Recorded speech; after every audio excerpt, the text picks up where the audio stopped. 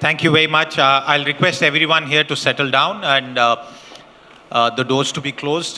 Thank you very much, sirs, for making it at a time when you have lots of work to do. Since we have all four here, what we want to do is to perhaps get some thoughts from you on broader directions, because you've been speaking and giving a lot of interviews after the budget. Mr. Seth, I come to you and take forward a point that we had discussed on the day of the budget, right after the budget presentation, where you had commented on the point of how international rating agencies are seeing the Modi government's commitment to fiscal discipline, even as you have attempted to give a boost to consumption and perhaps address some of the short-term challenges that our economy is seeing. A couple of days have passed since then, Mr. Seth.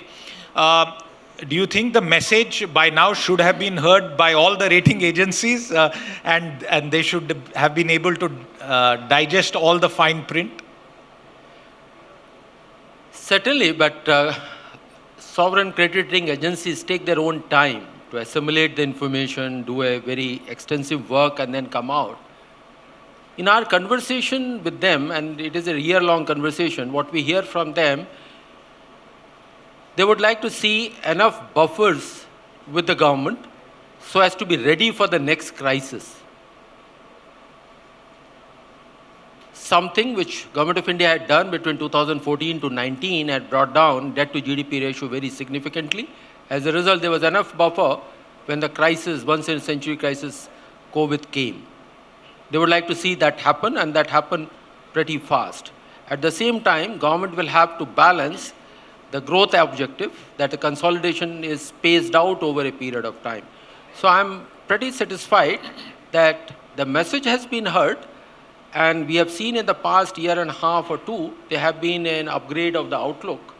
Now, when it gets reflected in the actual rating itself, it is the conversation going on. Before I go to my colleague Karishma, who has a question for the DIPAM Secretary, I just want a quick follow-up. You would use the word crisis. Would it be fair to say that what we are seeing is perhaps the beginning of a global trade crisis and consequent disruptions in supply chains, something that India also suffered from post-COVID, both not of our doing at all? One was a virus from China, the other is emanating from Washington, D.C. What's your own view, Mr. Seth? I don't see as a trade crisis, but yes, global trade growth will continue to be subdued. That is what I see, because COVID was different. That was a virus on which it came as a shock. Nobody could control it.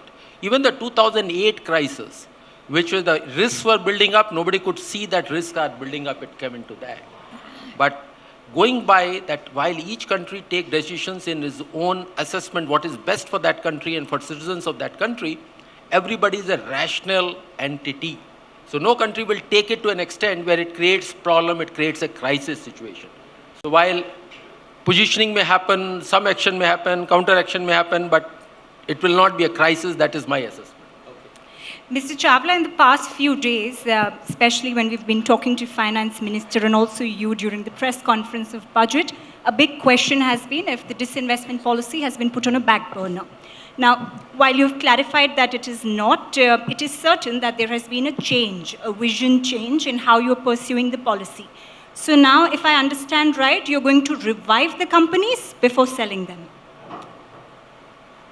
I would first say that the first part of your sentence is pure speculation, which you have seen in the media. What we have adopted and would pursue going forward is a composite strategy. A composite strategy means we optimize value of public assets and share them with the minority shareholders, which is the people of India. This strategy has 5 elements. 1, the performance monitoring and the performance of public enterprises. The whole idea behind bringing the Department of Public Enterprises and the Department of Asset Management together is to ensure that corporate strategy and asset management are seen together with one lens. 2, public enterprises are responsible for a large amount of capex in the public sector, almost 4 lakh crores. So if 11 lakh, 10 lakh crores is coming from the central budget directly, an equivalent amount is being done through the grants in aid, another 4 lakh crores comes from the public enterprises. And that's a huge part of our CAPEX program. We keep that on track. 3, we ensure a constant, sustained flow of dividend incomes to common citizens, minority stakeholders who have reposed their faith in us, and to ensure that we are fair to them. 4th, we communicate timely, clearly, but neither before time nor after time. And last, calibrated asset monetization. Now, that means that you maximize the value for both the promoter, which is the government, and the minority stakeholders, which is the ordinary investors. We, going forward, will pursue this strategy in the right earnest. Thank you. Let me come to you. As the DFS Secretary, the Banking Secretary, I am reminded of many previous budgets after that huge bad debt crisis that the Indian economy went through, our public sector banks also went through, where in every budget we used to go through the fine print of what is it that is being given for bank recapitalization, what are the thoughts of the government in that regard. If not much has come to light, it perhaps means that things are under control. But from that point of view, how would you tell our audience and our viewers is the health of India's banking system, and more importantly, to support the kind of growth, credit growth, that this 1 lakh crore tax rebate may likely entail? We are likely to pay about 22,000 crores as dividends to the government this year. And our NPAs are lowest ever, 0.57%. Our gross NPAs are again lowest, it's around 3%. We can't get better than this kind of help to the banking sector. Now, since we are doing so well, we also taken very active interest in promoting credit to, in fact, segments where earlier we would have not actually done the credit. For example, we are actually now increased credit to SMEs up to 100 crores. Mutual credit guarantee scheme we have launched recently. Up to 100 crores we are giving. Now, credit enhancement we have done.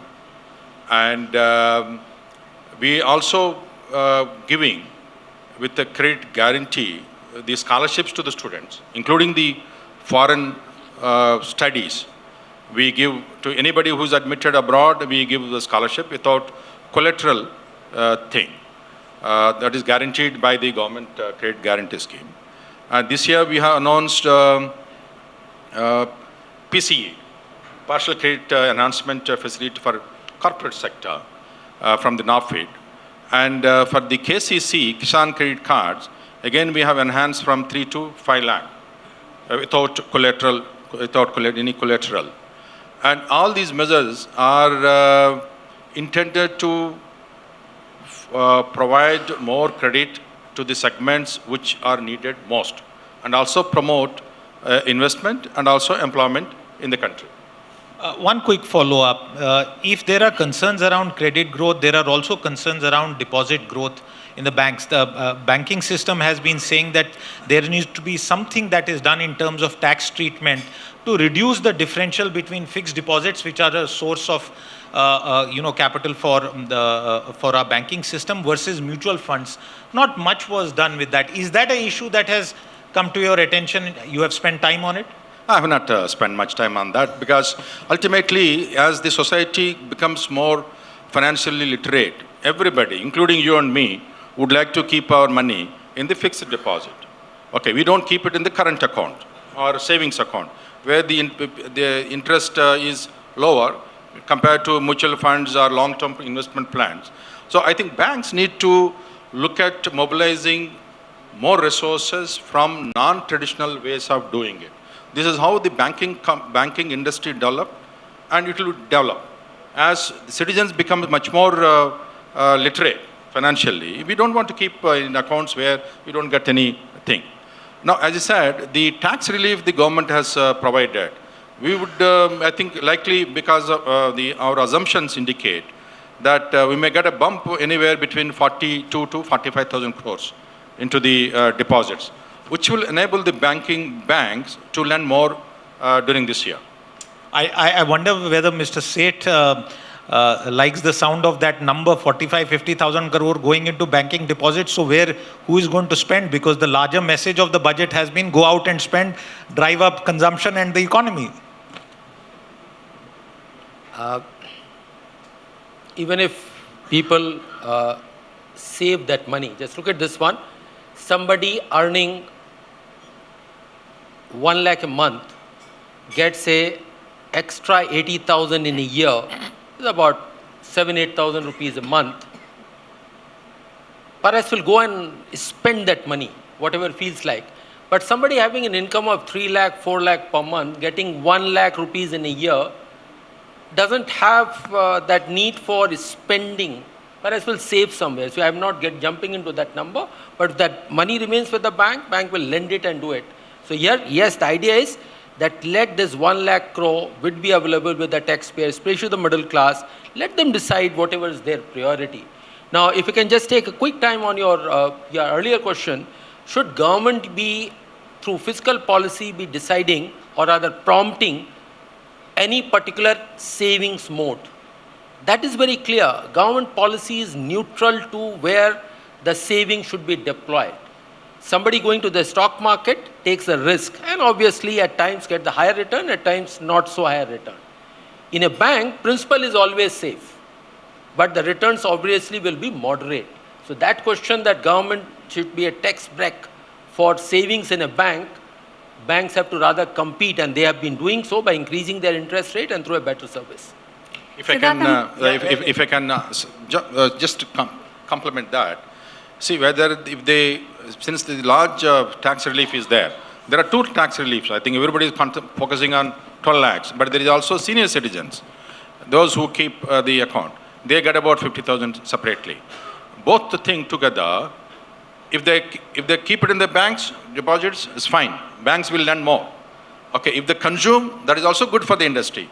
In either case, it's good for the country. I'm going to address the elephant in the room, Siddharth, and this has to be on the indirect tax front, which is GST rate rationalization to CBIC Chairman Mr. Agarwal.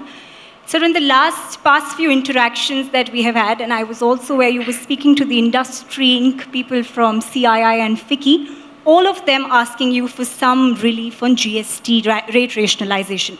Now, while I understand that the power is vested in the hands of the council and the committee, I want to understand what is CBIC's point of view on this.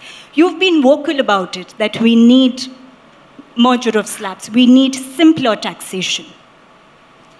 Yeah, the terms of reference which have been given to GOM have multiple objectives. One is rate rationalization. Second, to see that the litigation which is arising out of multiple taxes on maybe similar types of items need to be addressed. Then revenues to be raised, duty inversion is to be corrected. So there are multiple objectives which have been given to GOM. GOM is going into the entire gamut of GST taxation, because when the rates were initially fixed in 2017, that was on revenue neutrality basis. And that time NRR was 15%. Over a period of time, items have been moved to lower rates, and now the average GST weighted average rate is only 11%. So, but revenues have to be raised because earlier the compensation cess was there to compensate the states for or provide them 14% growth. But now the compensation cess which is being collected is to repay the loan which was taken due to pandemic. So now the thing is that once the revenues have to be raised, an exercise is to be conducted to maybe to bring down the number of slabs or to put the goods in such a manner that certain goods will have to be moved to the lower rates. But if something is to be moved to the higher rate, there will be a lot of opposition. So the thing is that it's a complex exercise. My view is that the goods which are of similar nature should be placed at one rate so that we can avoid the litigation. Sir, Because where will already there is- popcorn get placed? So you have raised the same very correct point. The rate structure on food items is bit complex. The food items are either exempted or 5% rate, 12% rate and 18% rate. There are 4 rates. So there is a need to rationalize the rate on food items. The issue related to popcorn will also get addressed if this rate rationalization exercise is conducted in a manner to avoid the litigation. Sir, I want to tell our audience, you have spent your entire life in indirect taxes, and I don't think there's any bigger expert than the head of the CBIC on this matter. I ask you your personal opinion. Is India ready, our economy ready for one revenue neutral rate, one rate which is concessional and one rate which is above that, apart from sin taxes? Is that 3+1 architecture, can it work for India? I think so, yes, because if we have a standard rate on which the main portion of revenue comes, and then we have a lower rate because of socio-economic considerations, certain items have to be kept at lower rate, maybe the food items, textiles, and then a higher rate where we can, the goods which are of luxury items can be kept on a higher rate. So definitely it is possible to have this 3-rate structure with exemption also, and maybe on certain sin goods we can have even higher rate. We can reach to the top. Do you want it to come? Go ahead. No, I also have experience in the taxes because I was Principal Secretary of Finance. Yes, in fact, when we were doing this in 2014, I was part of the officers committee. How many rates is the one issue which we grappled with. People have come with different kinds of rates. But ultimately, one, as I said, basic commodities where large consumption will be there, which need basic consumption items, that has to be, of course, 0 or the lowest rate. That's the fundamental principle all over the world, wherever the indirect taxation is implemented. And then there are commodities which needs to be taxed because they are coveted by the wealthiest. Right. Or they are not good for the society in the long term. That will be the highest bracket. And indirect wealth tax on consumption. And then the rest of you have to fix in between the rest of the time, depending on the value to the society and also need of the population. Mr. Seth, I want to ask you this point, that from a macroeconomic perspective, medium to long-term growth perspective, this budget has done significant on personal income tax. It follows what was done on corporation tax in 2019. According to you, is the biggest challenge now for India to reform, tweak, refine its indirect taxation GST alongside deregulation? Are these the 2 big objectives for any budget maker, you and those who will come after you? Of the 2 which you have mentioned, I'll put it deregulation, simplification, reducing the burden of compliances, inspections across governments is the biggest challenge which we have, and making sure that all resources with the country are far more productive than what has been so far. And moving forward, I see the next 10 years has to be just productivity, productivity, productivity. That is what we have to do. Yes, there are indirect taxes require certain changes, but I will not put it at the same place. It's one of the priority, but not the highest priority at this point of time. I'm going to come back to Mr. Chawla. With the centre letting go of 1 lakh crore revenue now on the direct tax front on personal income tax, is there a lot of pressure on you to try and pull the disinvestment receipts? I know you're very confident about your dividends and you're very happy about it. But if I have to talk about IDBI, is that something you will have to expedite to make it happen in FY25, or at least call the financial bids by March? It is, everything is on track, including the IDBI. All the preparatory work is done. The due diligence process is on. I would not prejudge or pre-commit an exact strike point, but you will know it in due course. And as far as other targets are concerned, we don't have a fixed disinvestment target. That's not the strategy we follow. We follow a composite strategy where we look at dividends, incomes, initial public offerings, and minority stake sales and strategic disinvestment together with one lens. Can I ask you a follow-up, sir? The media, all of us have gotten used to big bang disinvestment. I remember going to Mr. G.V. Ramakrishnan's room, which used to be next to the finance minister's, and there was the first list of companies. We've seen several things happen since then. Is there any possibility of a big bang disinvestment like Air India happening in the near future? Nothing should be done as an obsession. And no one throws off his assets overnight. If we had not listed LIC, would you ever know its value is 6 lakh crores? And therefore, the composite strategy that we have adopted and that we will pursue in the right earnest going forward has been evolved carefully with experience, and that maximizes value for both the government and the citizens who are the minority stakeholders. And you will see that going forward, including some flashes here and there, which I would not like to mention right now. But will we see that in LIC, a follow-on offer anytime soon? No comments. Okay, tried my luck with that. I want to come to Mr. Agarwal. Mr. Agarwal, one of the other important elements of this budget is in public perception, responding to the threat of the United States of America imposing tariffs, higher tariffs on Indian goods on account of our higher levels of import tariffs. But you have maintained from the day of the budget through all interactions that this was not a one-off. You've been on that path since 2022. What is the import tax philosophy and underpinning that you have put in place in this budget, and what does it mean for attracting global trade and making sure that India is not seen as a protectionist nation? I would like to mention that we started an exercise and looking into the rates just after last year budget in July, because the Honorable FM announced that we'll be conducting an exercise on customs duty rate rationalization. So we did a very thorough exercise. I can tell you the magnitude of this exercise. We have 12,500 tariff lines, and we conducted this exercise in respect of industrial goods, which are 8,500 tariff lines.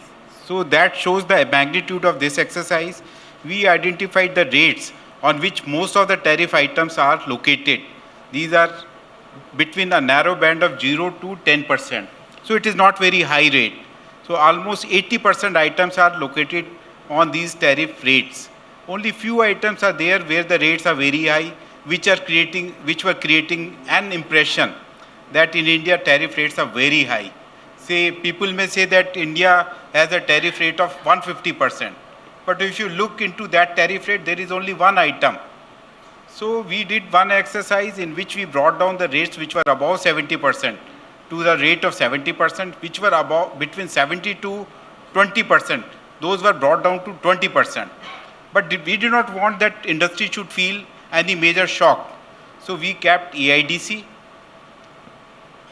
so that the rates which have been brought down are compensated by levy of AIDC. In certain cases, the AIDC which has been levied is lower compared to what is required to compensate.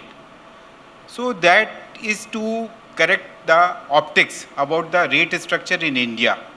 But coming to the items which are being imported from USA, we have done an analysis of that also.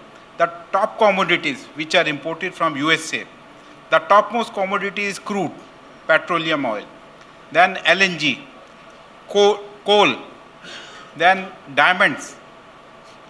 Then there are other commodities like petrochemicals. All these items are either nil rate or 2.5% or 5%, or maximum at 7.5%. So items which are majorly imported from USA are subject to very low rate of duty. Even the airplanes which are imported from USA are subject to 3% duty if it is imported by a non-scheduled operator. If it is by scheduled operator, the rate is nil. So rates are not very high in India. Maybe certain items like maybe if car is imported, the rate is high.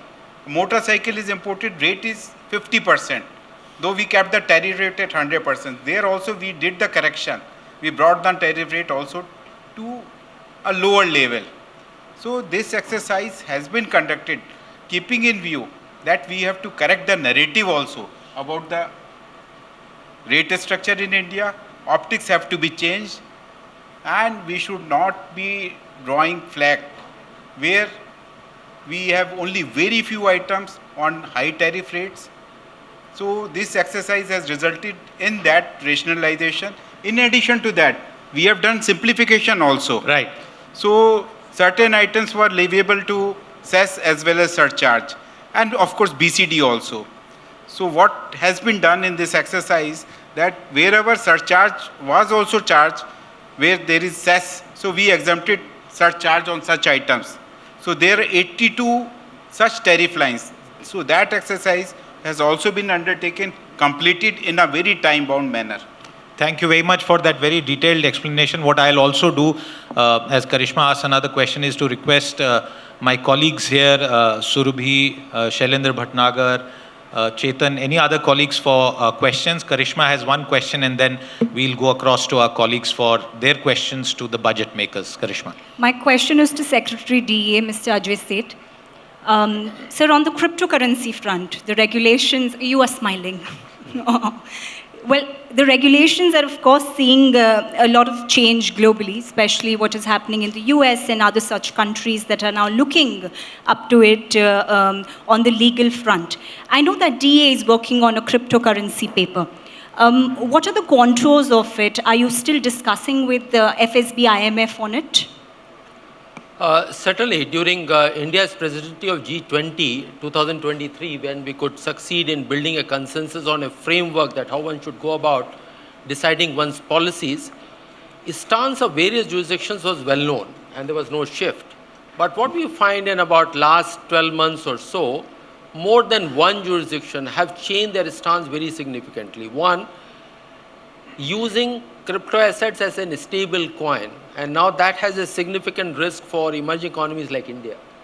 At the same time, some jurisdictions are very actively looking at crypto assets for multilateral settlement of capital flows. Now that throws up a risk of another dimension altogether. So what we had done an exercise, almost ready with a discussion paper to be brought out to seek informed comments on this. Now we have to recalibrate it because of this change on more than one jurisdiction. But we expect that in the next couple of months we can do our exercise of recalibration and then come to the release that discussion paper for seeking inputs.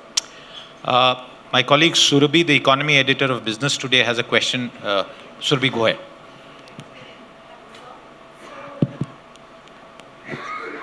Hello, sir. So my question is for Mr. Seth again. So the budget has spoken about an investment friendliness index for states that will be launched. So could you give us a few more contours of this? And do you think that this would finally prod states to go into the next generation of reforms? Thank you. This is in the true spirit of competitive, cooperative federalism. If my neighbor is doing better than me, why I can't?